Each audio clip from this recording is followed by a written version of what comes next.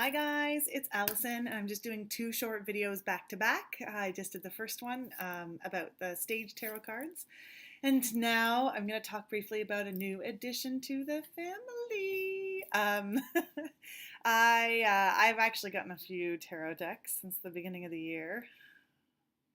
I have problems, but this is one that had been on my wish list for a long time, and it wasn't. I could have found it and paid a whack load of money for it. I didn't need it, but I'm really, really happy I got it. And it's the Hoi Polloi Tarot. I found it for a really reasonable price on Kijiji. It's complete. The box is a bit banged up, as boxes do become, but the cards are in fantastic condition. I put them all back in order to make sure that they were okay, and they are. And I just thought I'd talk about it for a minute.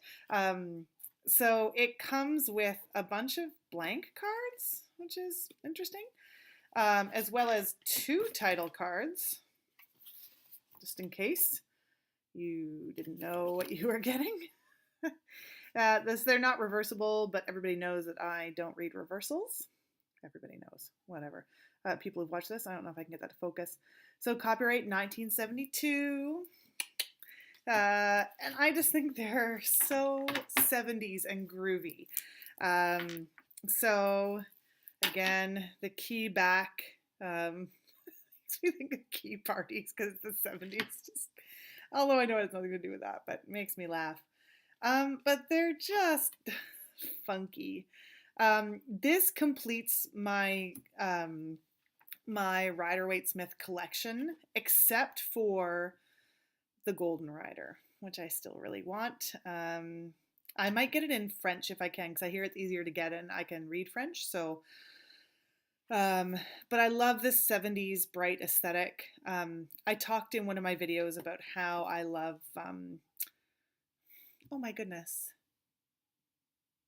the really funky Rider-Waite-Smith, the Albano Waite. Oh, I'm so sorry. Isn't she pretty? So it's redrawn and recolored. I really like that Empress, actually. The card stock is great. Check out this Hierophant. Just like color. And I really like obviously my preferred always is Pamela Coleman Smith's special lettering, her calligraphy. But I like the bars. I like the different color codes on the bars, and I like that the fancy typeface they used, better than just plain old block face.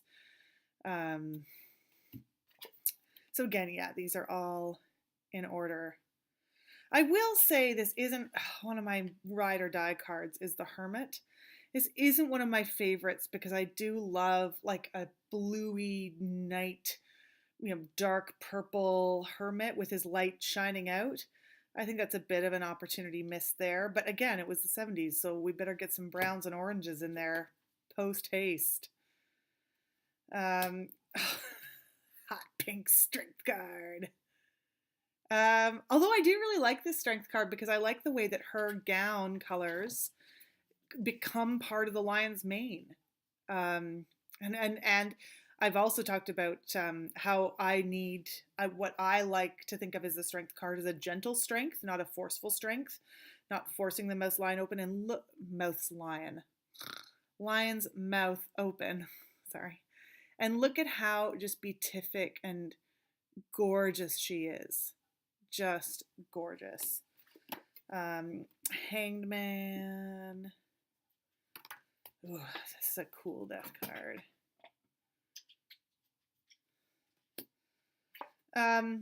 Again, not my favorite color palette for Temperance, but I do like the way the water is highly stylized, and you can see it lapping over his little toes there. I like that. Hot Pink Devil. Tower. I'm not going to go through all of them. I'll just do the majors and then a couple minors. Star. I do really like the Moon card, and I kind of wish this was the aesthetic they went with the Hermit. Isn't that pretty? And also, well, it's still the weirdo kid on the horse for the sun. Oh, my cat's going to come and disturb me again. But I dig it. I really like this deck. Hey, sorry, my dog is all fussed because the cat's on the table. There we go. And then look at this pretty world card. Bean, hey, don't bug the cat. And then the suits all have the calligraphy bit in different colors. So Pentacles is green, which is very fitting.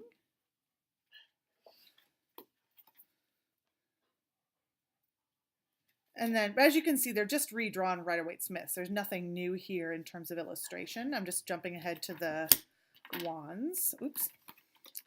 Which is that brown. Okay. My dog's making funny noises. Actually, maybe I'll not show you Ace 2 and 3 because I showed you that before. So 7, 8. Hey, dog. And then we're going to go to the, what's next? Cups. So there's the 4 of Cups. And then let me find a, ooh, let's look at that 8 of Cups. I like that one. And then let's look at a cork. Oh, Noel. Let's do that one. That's so 70s. I feel like that's the logo for every 70s show I ever watched as a kid. And then the quartz, again, only different, really slightly in the drawings. I find the drawings a little bit more, well, they're very 70s. Like, they're very representative. I feel like they're less realistic than Pamela Coleman Smith's artwork. And then we have the cups. So let's look at the gorgeous 2 of Cups. Cups. Swords. Sorry, I'm distracted by my animals and I'm making all kinds of mistakes. 6. Let's look at the 8 because that one's everybody's fave. I like that the gap is so big here that she could just walk out of. Sometimes the swords completely encircle her, but it's so clear there's a path for her. And then 10. I could have used a bit more color on that one, actually. If you don't like oranges and browns, this will not be the deck for you. And then let's take a look at the knight with his flowing purple cape. So, so those are the cards, but because this was such a complete set, I also got the guidebook, the tarot, and it's got a little table of contents, and it is so 70s. I'm just going to read you a couple things about it, or from it, because it is so great.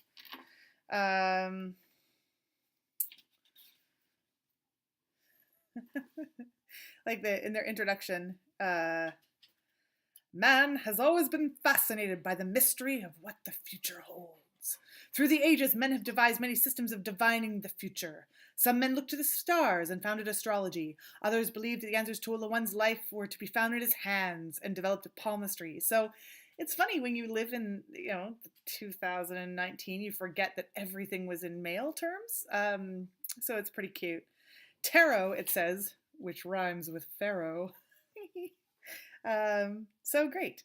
The tarot cards in this set are an authentic reproduction of decks from the Middle Ages. No attempt has been made to modernize them. Middle Ages? The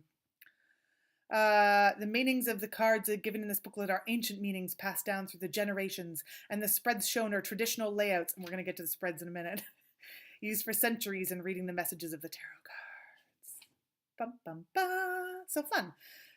It takes you through what the tarot deck is, and then reading tarot cards.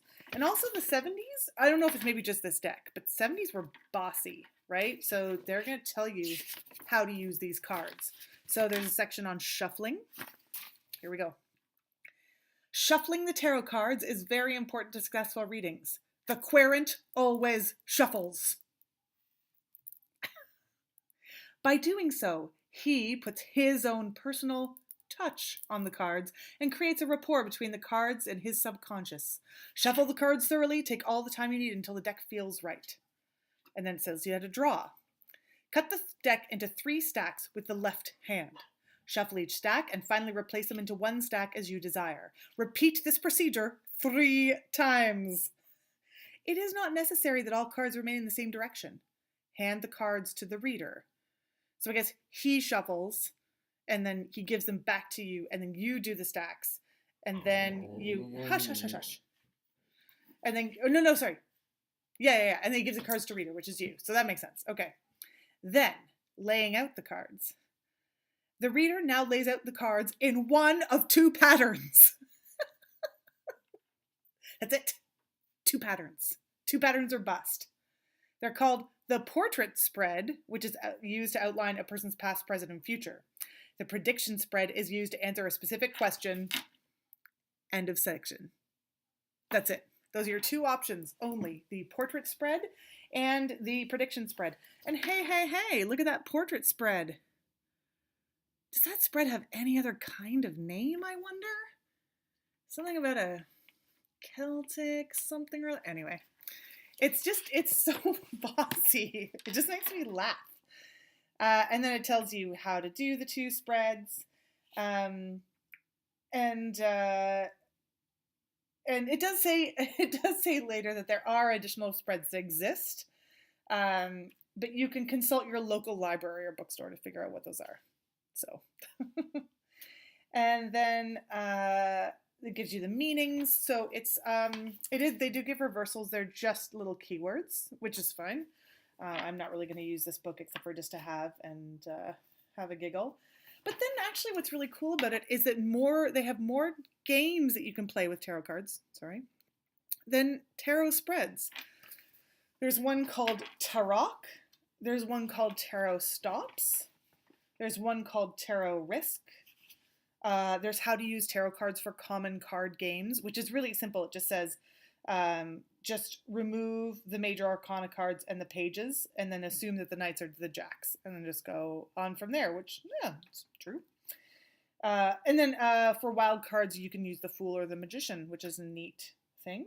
There's a Tarot Solitaire and a Napoleon Solitaire. So 6 games you can play with the tarot cards, which I've always kind of wondered about because they were a card game playing tool, when they began. So I think that's super cool.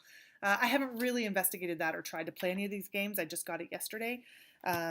So yay. I'm so excited, not just to have the cards, which I will use because I do love my Rider-Waite-Smith types of decks. So I'm pretty excited about that. And but I'm also really excited about this, just as a thing to have. Yeah, super fun. So that's my little video, and I hope you're having a great day. Bye.